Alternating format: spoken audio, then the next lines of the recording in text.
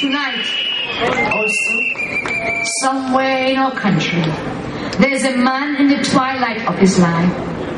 He has had a hard life, but he has never given up. There were plenty times when he could have given up or just left, but he did what he was supposed to do. He raised his family. Now his wife has passed away and our senior citizen is all alone. He sits day after day, just waiting for when it's time, when he will join his wife in the afterlife. Because the only hope he has under the present government is for a better life in afterlife. I want to be Prime Minister for him. I want to be Prime Minister for every one of our elderly citizens, senior citizens. They have served our native land, and we must take care of them, and that is why we have pledged that we will raise the old age pension to $3,000. And we will harmonize the pensions so that the government retirees will also come into the loop, that they can also get the $3,000 in a month. So, for you, what do I say? I've spoken of the young boy. I've spoken of the young girl. I've spoken of the young mother. I've spoken of our senior citizen. What about you? I tell you tonight, I want to be Prime Minister because I know that it can be better. Because I know it matters who is Prime Minister. I want to be Prime Minister because I want us to believe again in this our native land. I want us to believe in ourselves and what we can do as a united nation. I want us to believe in our nation and what we can do as a people when we are united together, where every creed and every race will have an equal place in this land. I want us to believe in our government and that it can work for all of us when the right people are in charge. This present government, they have overseen the death of hope, and they fed it and nurtured the skepticism and the cynicism that was left behind. I don't blame anyone who wonders if it matters. I don't blame anyone if they say, what does it matter who sits in Parliament, who takes the oath to be an MP, who takes the oath to be a minister, who takes the oath to be Prime Minister. I don't blame them. But I want to show them that it can be different, that it can make a difference, that it's worth taking a risk to believe again. We must believe in ourselves as a people, and together we will rise. We will rise. It's worth putting yourself out there one more time. It's worth raising your expectations one more time, even though you may say you're not sure of the outcome. I know that after you've been disappointed so many times, I know how hard it is to believe again. But tonight, to everyone here, to everyone watching, listening, I call upon you. I say, join me and the People's Partnership. Not for me, but for you and our families and our children.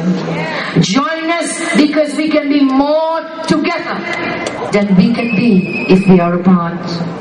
And whilst I'm on this subject, I want to tell you, I want to talk straight to you tonight. I want to talk honestly so that we can be honest with each other. This government is not interested in us being united. It's more than that. This government does not want us united, because in order for them to stay in power, they must keep us apart and keep us divided. A house divided against itself will never stand. And so the Manning regime, they do not want us to unite, to come together and to work together, because that is the only way that they can stay in power. I saw a TV interview. I saw the name of the broadcast was Prime Minister Unplugged. I want to tell you that together on May 24th we must pull the plug from Manning and take away the power. No more power. Unplug it. Unplug Mr. Manning. And so that's how politics works for some, huh? That's how it works for Mr. Manning. Keep us divided. That was the old colonial rule. to keep you divide and rule. And Mr. Manning is doing exactly that.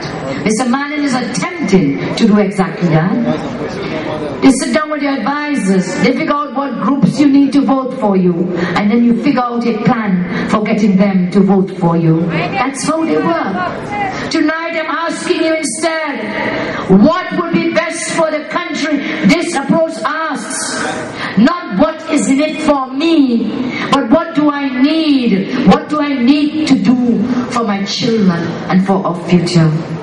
But Mr. Manning's question is different. Those were his words, you remember them. He admitted that when he decided he would not debate with me. He asked, what do I have to gain from that? That's what he always asks. Go back to the table, look at his advisors and him. The question becomes, once you know who you need to vote for you, how do you get them to vote for you? And there are only two ways. One is fair. One way to get people to vote for you is to get them fearful and frightened. But the other way to get people to vote for you, the other way is hope. The other way is with hope. And now fair is easier, because you say, I'm afraid. CPEP workers and URP workers are afraid I'm going to lose my job. We are afraid because Dagan, Kamlan, McLeod and Jack and Dukaran, all these men around Kamla will tear her apart. So you're afraid. They put fear into your hearts to keep you what? Divided. All that is designed and aimed to keep you apart, because that will keep Mr. Manning in power. Fear is easier because belief and trust are on life support in this country, and hope is a tough sell. Fear, on the other hand, the seeds for fear are already there. They have been sown. Cultivating those seeds can unfortunately be way too easy when someone is willing to put their own self-interest ahead of the good of the nation and our children. And that's exactly what they've done for the past 8 years. And doing that, it has hurt us. It has hurt all of us. It may not be easy to sometimes, but the hurt in the psyche of our nation is deep. Politicians that use fear, they look to reinforce our differences, to use them to advantage. And that person, they want us to see ourselves, and they talk about our race, our tribe, our religion, our gender, anything